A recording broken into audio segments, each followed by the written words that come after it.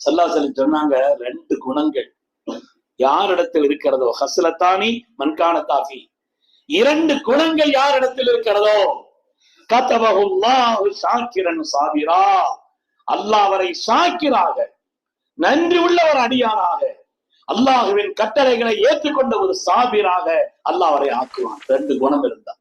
அல்லாஹ்வுடைய ரசூல் சொன்னார்கள், மன் நதர இலா தீனிஹி மன் ஹுவ ஃபௌகஹு ஃபக்ததா பிஹி வமன் நதர ஃபீ துன்யாஹு இலா மன் ஹுவ தூலஹு ஃபஹமிதல்லாஹ அலா மா ஃபல்லலஹுல்லாஹ்.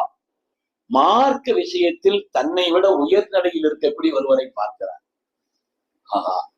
இவர் நம்மளோட உயர்வான நிலையில் இருக்கிறாரு, இவர் இந்த பாவங்களில் எல்லாம் இல்லாமல் ஆகிவிட்டாரு, இவர் இந்த நன்மைகளை எல்லாம் செய்கிறாரு என்று மார்க்க விஷயத்தில் தன்னை விட மேம்பட்டவரை ஒரு மனிதர் பார்க்கிறார். பக்ததாபிகி, அவர் வழியை அவர் தேர்ந்தெடுத்து நடக்கிறார், அவர் செய்வதை போல் நல்ல காரியங்களை செய்கிறார்.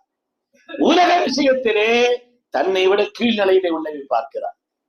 அல்லாஹ் நம்மளை அப்படி வைக்கலையே, அதை விட அல்லாஹ் நம்மளை கண்ணியமா வச்சிருக்கிறான், அதை விட அல்லாஹ் மேம்பாடா வச்சிருக்கிறான் என்று உலக விஷயத்தில் உலகத்தினுடைய நிலைகளில் யார் தன்னை விட கீழ்நிலையில் உள்ளவரை பார்க்கிறாரோ, இந்த ரெண்டு தன்மை யார் இருக்குதோ அல்லாஹு தஆலா அவரை ஷாக்கிராக சாபிராக